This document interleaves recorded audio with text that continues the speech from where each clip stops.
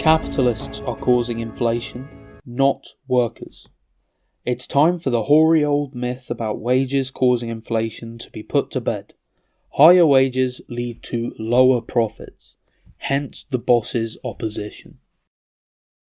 With the cost of living soaring, public services falling apart, and anger growing, our rulers are blaming in equal measure the workers for daring to defend their wages, and Vladimir Putin for daring to resist NATO.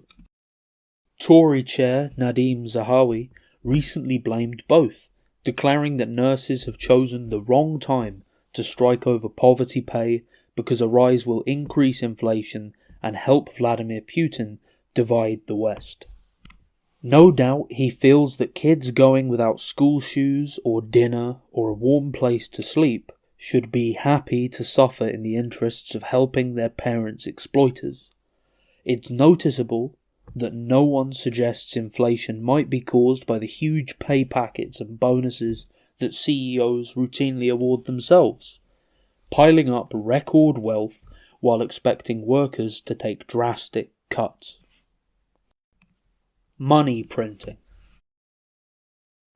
Capitalist economists try to hide the fact that the biggest driver of inflation has been endless money printing, which has ramped up to bail out the banks in 2008 and hasn't stopped since.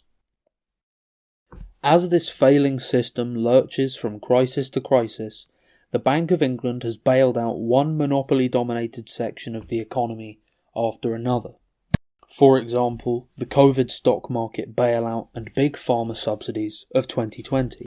As the economic crisis deepens, more enormous handouts are pouring into the coffers of the energy companies via the price cap and the arms manufacturers, such as standing with Ukraine.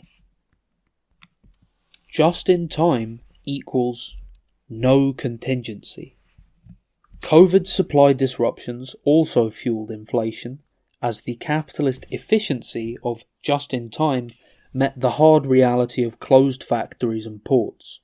The just-in-time system is finely tuned to optimize profit at every stage, but is hugely vulnerable to even a single day's disruption, of whatever kind. The chaos created by a succession of freak but entirely foreseeable events led to disruption that is still causing chaos and inflation worldwide. The profitable, for monopolies, practice of abolishing all contingency planning and warehouse space has turned out to be extremely expensive for humanity at large. Monopoly price gouging. We are always told that capitalism brings prices down through the battle of competition, economies of scale, and using the cheapest possible labour. But if big monopolies get into a position where they can keep prices high, they will take it, often via secret agreements with competitors. Notice, for example, how it only takes the rumour of a potential future disruption in the oil supply for prices at the pumps or on the meter to go up, and if this is followed by a small correction, the price never seems to go back to where it was before. The line over time for such monopoly-controlled essentials only seems to go upwards. Economic warfare backfiring. Imperialist countries have been using economic power to starve independent-minded countries into submission for decades, but ratcheting up this blunt weapon against Russia and China has forced both countries to take steps to protect themselves. In the process, they have made their economies more diverse, self-sufficient, and resilient, and also created a framework that allows other countries to do the same. The weapon that was supposed to ensure US domination forever has ended up accelerating the process of the imperialist decline.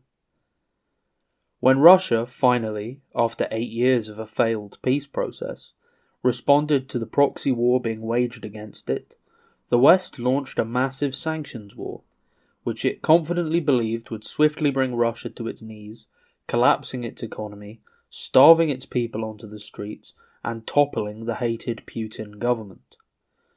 The result was supposed to be the installation of a stooge regime in the Kremlin, the breakup of Russia into 7 or 8 manageable chunks, and an orgy of looting of its people and resources, just like the one that followed the Soviet collapse in 1991.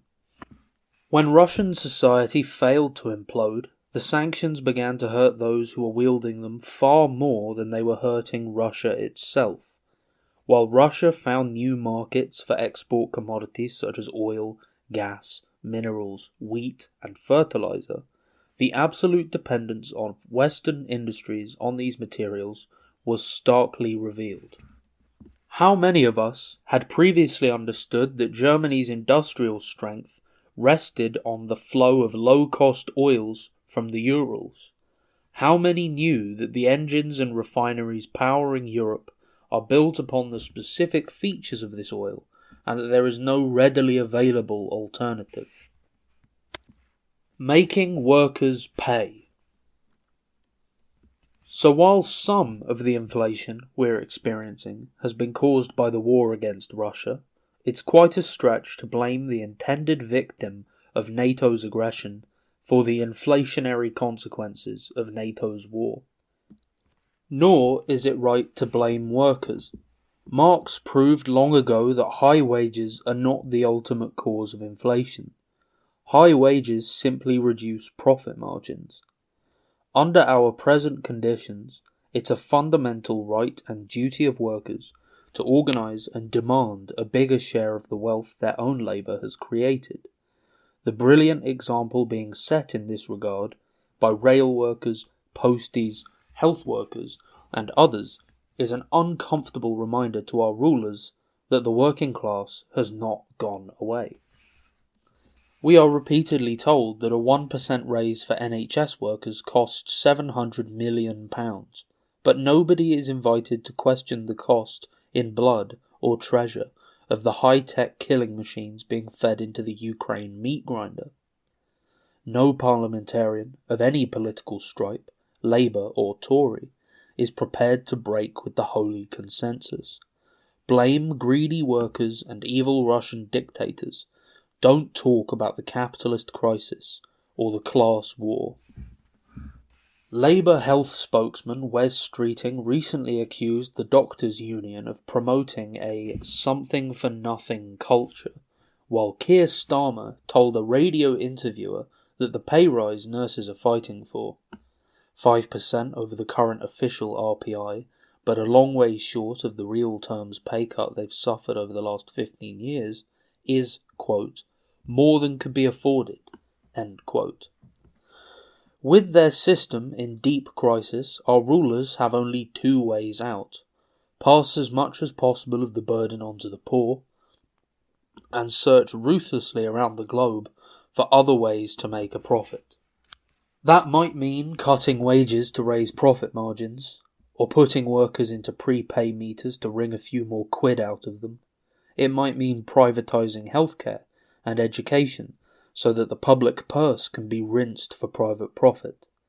Or it might mean driving to war against any and every country where maximum profit-taking is impeded by some independent-minded people who have the cheek to think that it's up to them how their resources are used. Either way, it is the workers who pay and the poorest who pay the most. Ultimately, we need to recognise the fact that workers' problems can only really be solved when we move on from the demand for fair wages and take up the struggle for an end to the wages system. That is, for an end to the system of workers' enslavement to the capitalist class, whose wealth is built upon our poverty. With the crisis deepening by the day, we must demand urgent measures to address the cost of living for workers and stop ordinary people from bearing the burden of a crisis that was not of their making. We demand nationalisation of all utilities without compensation, along with monopoly producers, manufacturers and distributors of food, so as to ensure a secure supply of all necessaries at affordable prices, free from the vacillations and disruptions of the world market. Requisition and building of social housing and introduction of a rent cap to address the housing crisis. Leaving NATO, bringing all troops and military contractors home and ending all aspects of British involvement in aggressive wars abroad. Lifting the minimum wage to a level providing a decent family existence.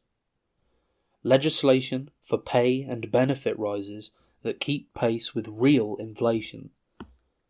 An end to currency devaluation through endless money printing.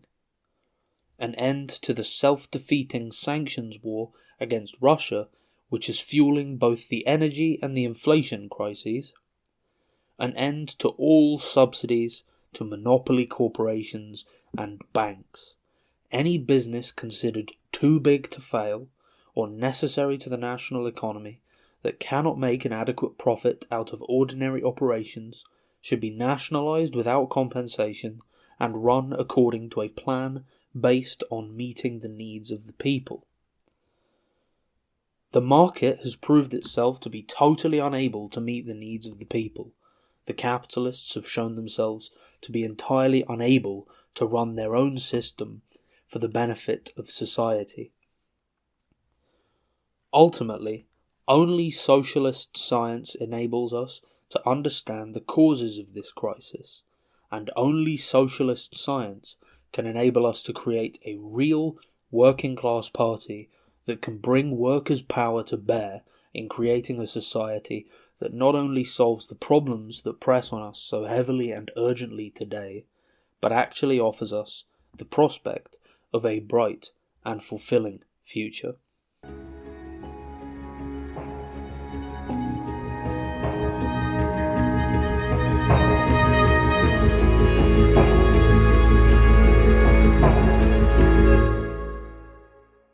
Thanks for listening to Proletarian Radio. We aim to bring you the best Marxist analysis on current affairs, revolutionary history, and theory. Do like, comment, subscribe, and share our content to help us reach the widest possible audience.